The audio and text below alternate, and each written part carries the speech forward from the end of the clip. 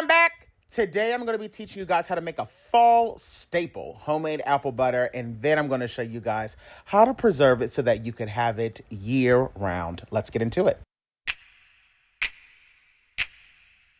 Whipping up all of your favorite recipes. Simply Food. You should know by now that you're in for a treat. Simply Food. There's no other channel where you'd rather be. Simply Food. Seafood, pasta, cakes, and pies. Sing and laugh and even cry. Like and share and hit subscribe. Simply Food by TY.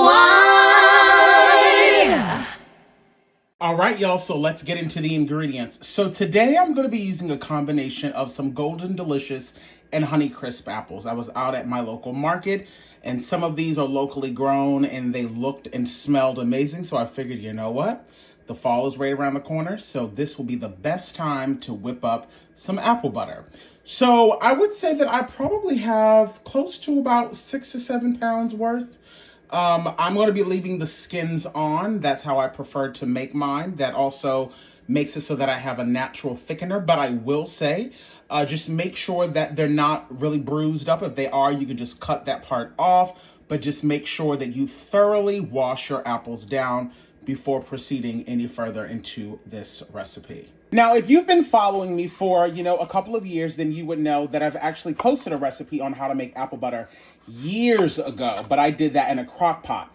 Today, we're actually going to be doing it on the stovetop, and all I'm simply doing is removing the core. You can save that, and I'm going to cut these down into little tiny cubes. Like I said, I'm going to be leaving the skins on. You can take the skins off if you would like, but I don't find that necessary, especially when I'm working with locally grown apples and they look fantastic. Again, if I come across any areas where the skin is not looking the best, I will make sure that I cut that off. As I chop these down, I'm going to throw these into a large bowl of ice cold water with a few splashes of some lemon juice so that they do not brown. I'm going to repeat that process for all of these, and then I will see you guys momentarily, and then I will talk about the rest of the ingredients that are needed today.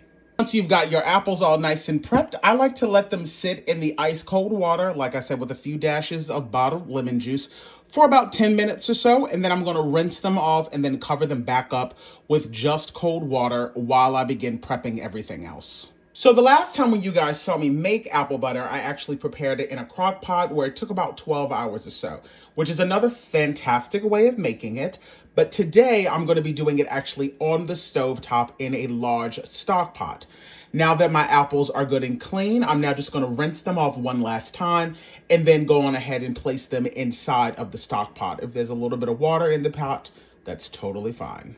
Alrighty, you guys, so I'm adding in the last bit of my apples. I'm now going to turn the heat on low, which for me is about, actually I'm going to turn on about a medium, so about a 4 or 5. Now, anytime I make apple butter, I always love to add in apple cider. Now, this is not something that is necessarily traditional, but I just absolutely love it. I've made it a few times without, and it's just something about this that just does it for me. So for this amount of apples, I'm only going to add in the 1 cup. The 1 cup will go a long way. You have to remember you don't want to add in too much water to this because first of all, there's a lot of water naturally within the apples themselves, so they will release a lot of liquid.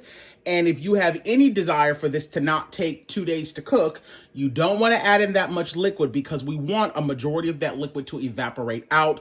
That is how we're going to end up with that thick apple butter texture that we all know and love. Let's go on ahead and add in the spices. Now, when it comes to the sugar, you really have to base this off of your preference. Some people actually enjoy a more tart apple butter. I personally do not.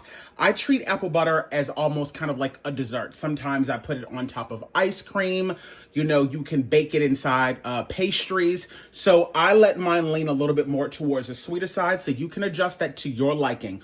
But for this amount of apples, I'm going to be adding in 3 cups of light brown sugar and 1 cup of white granulated sugar. Now, the sugar is also going to depend on the type of apples that you are using. If you're using more tart apples, you're probably going to have to lean towards adding more sugar. If you're using all, let's say, Honey Delicious, then you can probably back the sugar back a little bit. If you really want to be able to gauge how much sugar you're adding, you can just add in a little bit at the beginning, and then after you puree it down, give it a taste, and then if you want to add in more sugar later on, you can always do so.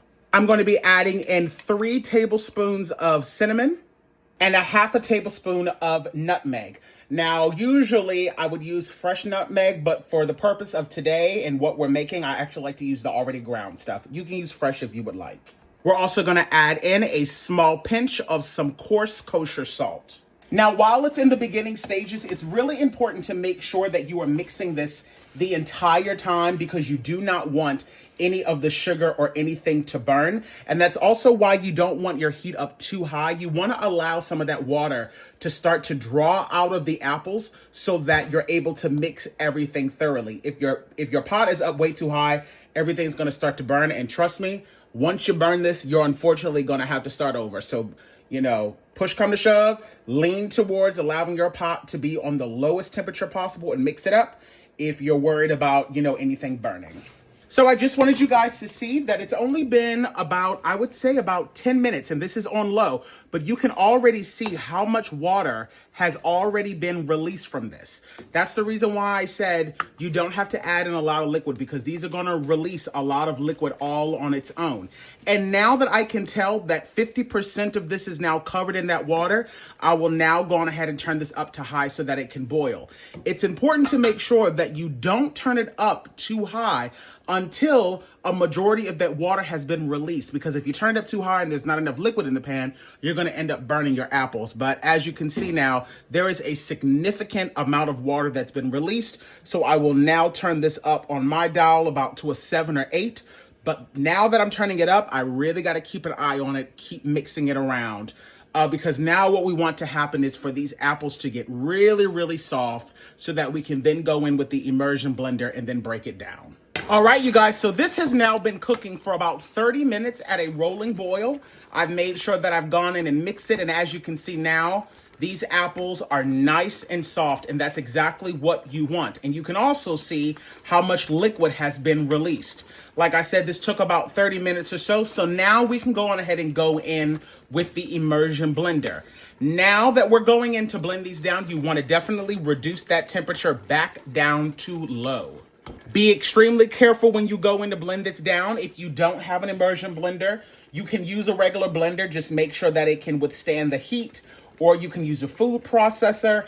Those are really the only three things that I can think of that would get it nice and smooth. So I'm now going to go in and blend this down. Alrighty, you guys, now that I got this nice and smooth, just the way I want it, there's no large chunks of apples in it. I can tell that I've blended up all of the skins.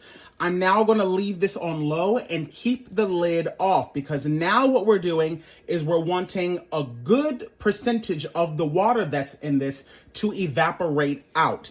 That's how you're going to end up with a super thick apple butter. That's how you're going to end up with that dark, rich color. But I will definitely say, now that this is blended down and now that we're leaving the top off and the water is going to be evaporating, as it gets thicker, you're going to run the risk of it burning at the bottom. So just please make sure that you are mixing the entire time. I would also like to say at this point, do not taste it to try to see if you would like to add in any more sugar or any of the spices. You really want to wait until a good amount of the water has evaporated out, because at that point it's going to be super concentrated. So you will be able to really have a better guesstimate of what you would like to add to it once it's nice and thick and the water has kind of reduced. We'll also be adding in some vanilla, but I do not like to do that until the last 30 minutes. And I also like to add in 1 star anise. Now, you do not have to do that, but I find that adding star anise in the last 30 minutes really just adds a complex flavor to your apple butter. All right, you guys, so I only have about probably 30 minutes before this is actually done. It's thickening up beautifully. The color is looking fantastic. So what I'm going to do now is I'm going to go on ahead and turn on my water bath canner so that I can begin sterilizing my jars. I'm going to be using pint-sized jars today. So I'm going to go on ahead and turn that on low just so that those jars can get nice and hot, because of course we will be hot packing. So it's important to make sure that the hot product is going into a hot jar. All right, y'all, so this apple butter has now been cooking for about an hour. That's about how long it took. That's why I said every time you make this, it might be different. It really will just depend on how much water those apples were holding. The texture of this is spot on. The consistency is exactly what I want. As you can see, it's taking a little bit of time coming off of the spoon. It's not just running off like water. This is just what I want. And now that we're in the last 30 minutes, what I'm going to do now is I'm going to add in 1 piece of star anise. Now, again, that is completely optional, but I find that it adds great flavor. I'm also going to add in 1/4 of a cup of lemon juice. This is going to help make it so that the acidity level of this apple butter is where it needs to be so that it can be shelf stable. You also have all of the sugar in this that will also help as a preservative. After you allow this to go for 30 minutes, that's when you can then go in and see if you would like to add in any additional cinnamon, nutmeg, or sugar. For me personally, I find that where I have everything right now is actually spot on, so I don't feel like I need to add anything else. And remember that star anise is about to add a whole nother layer of flavor. And once this is all done, we're going to turn it off and remove this from the heat, and that's when we're also going to be adding in the vanilla. Alrighty, you guys, this apple butter is all done. So in total, this cooked for 2 hours. That first 30 minutes was all about softening up the apples, releasing all of that water. We then went in with our immersion blender and then blended everything down. The last hour and a half, we allowed it to cook without the lid over a low heat and allowed that water to evaporate out until we got it to the consistency of my liking, or, to your liking. In that last 30 minutes, I went in and I added in some star anise. I'm going to actually remove that star anise now because I want to make sure that that does not accidentally end up inside one of the jars. So now we can go on ahead and remove this from the heat completely, and we can begin adding it to our jars and adding in the vanilla. I'm now going to go in and add in 1 teaspoon of my homemade vanilla extract. I would definitely suggest use a really good vanilla extract, not like vanilla flavoring or anything like that. And 1 teaspoon will go a long way, so you don't need to add more than that. Give that a good mix, and let's start adding it to the jars. You guys know my rule of thumb. Anytime I'm hot packing something, I do not like to take out more than 2 jars at a time so that I can make sure those jars stay nice and hot. I'm now going to begin adding in that delicious apple butter, and I'm going to bring this up to the 1/4 of an inch headspace. I'm then going to go in and just make sure that I get out any air pockets. You want to make sure that you do that, because if you don't do that, sometimes your jars won't properly seal because of those air pockets. I'm just going in with something wooden. You want to try to avoid using anything metal. And then you're going to get yourself a paper towel or a clean rag, put it on some white distilled vinegar, and then you're going to go right across the rims of these to make sure that you get this nice and clean. You definitely want to make sure that you take your time with this because of the sugar. If there's any sugar sticking to the rim of this, it's not going to properly seal. So you really want to take your time, but please be careful because these jars are extremely hot.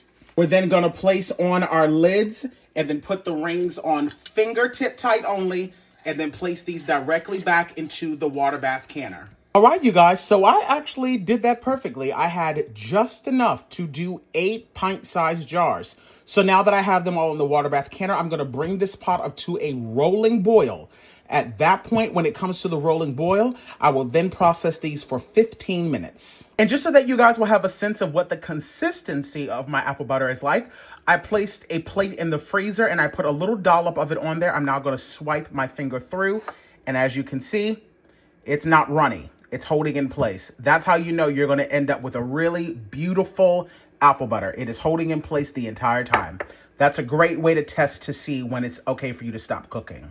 Right, y'all, now that my 15-minute timer has gone off, all I'm going to do is turn the heat off and slightly crack the lid and set a timer for an additional 5 minutes to allow the water in the jars to kind of calm down just a bit before we take them out. And as always, make sure you're being extra careful when you're taking your jars out. There's no need to tilt them. The water on the top will evaporate off all on its own. Once you get all the jars out, you're then going to cover them for 24 hours to just leave them undisturbed. All right, you guys, it is the next morning, so I'm now going to go in and remove all of the rings and then begin my seal check. All right, so the next thing we want to do is begin our seal check by tapping on each of the jars. They all sound fantastic, but I like to lift it up by the seal itself. Does not matter how heavy the contents are within the jar. You should be able to lift up those jars by the seal, and those seals are still properly intact. So I have now successfully canned and preserved 8 pint-sized jars of some homemade apple butter that will surely last me throughout this entire fall and winter season. I'm now going to take these over to the sink, wash these up really quick, and then we'll come back and put the labels on them. And so before I go put the labels on this, I just wanted you guys to be able to see I had a little bit left over.